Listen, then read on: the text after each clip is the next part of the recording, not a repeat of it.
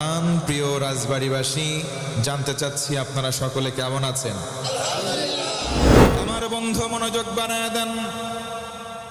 1 নম্বর পুরস্কার তার ফাউল আমার কোরআন মানলে সম্মান বাড়ায় দেবেন কে?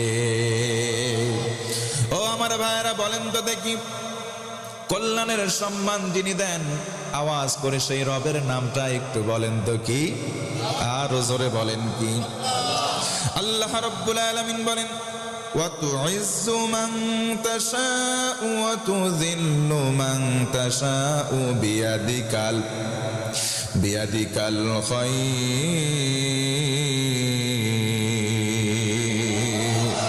আল্লাহ রাব্বুল আলামিন বলেন, বান্দারি, সম্মান দেওয়ার মালিক আল্লাহ, বেইজ্জতি করার মালিক আল্লাহ।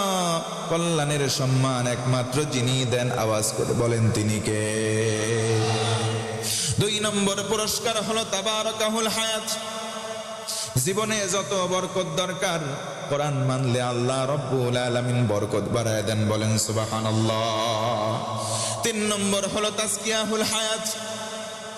জীবনে গুনাহ নাই এমন কোন মানুষ নাই, অতএব কোরআন মানলে জীবনের সগীরা গুনাহ আল্লাহ সবগুলো মাফ করে দেন। জোরে আরেকবার সুবহানাল্লাহ। ও ভাইরা আমার, আপনার জীবনে গুনাহ আছে না নাই? আল্লাহ রাব্বুল আলামিন বলেন, বান্দারে, তুমি যদি তওবা করো, ঈমানটাকে মজবুত করো, আমি রব্বুল আলামিন তোমার জন্য কি করব জানো না কি? তোমার পেছনের জীবনে যত গুনাহ আছে সব গুনাহগুলো এক করব, গুনাহগুলো বদল করব, সব গুনাহগুলোকে বদল করে কনভার্ট করে নেকিতে পরিণত করব। সুবহানাল্লাহ। এই জন্য 1 নম্বর ভালো কাজ, নিজে ঈমানদার হব, অন্যকে ঈমানের দিকে ডাকবো। পড়েন ইনশাআল্লাহ। নবীজি আমার বলেন, ও উম্মত, একজন জেনাকারী যখন জেনা করে তখন সে মুমিন থাকে? জোরে বলেন থাকে? আমাদের সমাজে জোরে বলেন তো জেনা আছে না না? 2 নম্বর, ও মুসলমান, মানুষকে উপকার করতে চাই, 2 নম্বর মাধ্যম হলো মানুষদেরকে দান করব, সাদাকা করব। তাহলে দান করার সময় আমরা প্রারম্ভিক সূচনাটা করব কোথা থেকে? নিজের আপন বাপ মা থেকে শুরু, নিজের পরিবার দিয়ে শুরু, নিকট আত্মীয়দের মধ্যে দান করা শুরু করে আস্তে আস্তে দূরের জায়গায় যাব, পড়েন ইনশাআল্লাহ। অনেকে দেখবেন বাপ মাকে খেতে দেয় না, আছে না নাই? বাপ মাকে সন্তান খেতে দেয় না, বাপরে বলে তুমি বেশি ভগর ভগর করবা না, তুমি বেশি বোঝো কেন, আছে না নাই? আমি বলবো, ও যুবক ভাই, তুমি এই কথা বলতে পারো না, কারণ তোমার বাপ যদি বেশি না বুঝতো তাহলে তুমি দুনিয়ার মুখ চোখে দেখতা না। তুমি মারে বুড়ি বললাম, শীতের কনকনে রাতের মধ্যে ফেলে দিলাম, তুমি বউকে নিয়ে আরামে এসে বিল্ডিং এ আসো, মা আছে গোয়াল ঘরে। এমন কাহিনী বাংলার জমিনে 2-1টা জোরে বলেন তো আছে না নাই?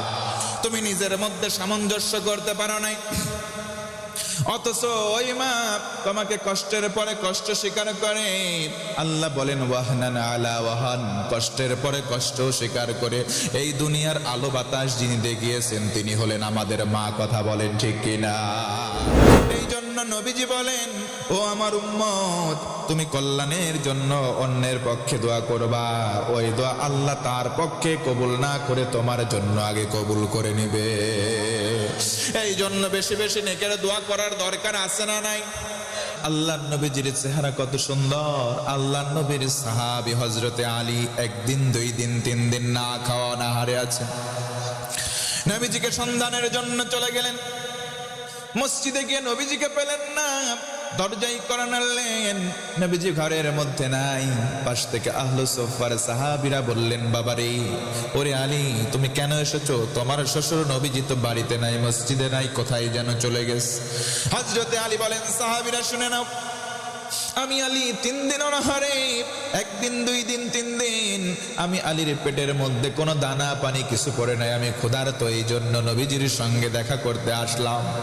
আহলে সুফার সাহাবীরা ডেকে বলে, ও আলী, তাড়াতাড়ি বাড়ি ফিরে যাও, কারণ তুমি ক্ষুধার্ত অবস্থায় নবীজির কাছে এসেছো, তুমি খাও নাই 3 দিন, আল্লাহর রাসূল না খাওয়া প্রায় 7 দিন, তোমার পেটের মধ্যে খাবার নাই, নবীজির পেটে কোনো খাবার নাই। 1 দিন 2 দিন নয়, টানা ধারাবাহিক 7 দিন নবীর পেটে কোনো খাবার নাই। আজকে সকালবেলা পাথরটা পেটের মধ্যে বেঁধে কোথায় যেন চলে গেছে। ও আলী, তাড়াতাড়ি বাড়িতে চলে যাও, তোমাকে কোনো খাবার দেওয়া হবে না। হযরতে আলীর কান্নাটা আরো বেড়ে গেল। থেকে বলেন, ও সাহাবীরা, আমি আলী খাবার চাইতে আসি নাই। আমি যখন ক্ষুধার্ত হয়ে যাই, আমি রাসূলের শরণাপন্ন হই, তার সামনে চলে আসি। একদিন হয়, 2 দিন হয়, আর 3 দিন অনাহারে হয় না কেন, আমি রাসূলের সামনে যাই, নবীজির চেহারা মোবারকখানা দেখি, সঙ্গে সঙ্গে আমি আলীর পেটের ক্ষুধা নিবারণ হয়ে যায়। ইহুদিরা ওই জায়গায় দেখলো নবীজি আমার কোরআন তেলাওয়াত করেন। সিদ্ধান্ত নিল, এত সুন্দর পাগল, পাগল কি গান গায়, গুনগুন গুনগুন করে কি গান গায়, গানগুলো শুনে চলো চলে যাব। জায়গায় গিয়ে কান থেকে আঙ্গুলিগুলো সরিয়েছে, নবীর জান্নাতি জবান থেকে জান্নাতি কোরআনের তেলাওয়াত শুনে তারা মুগ্ধ হয়ে যায়।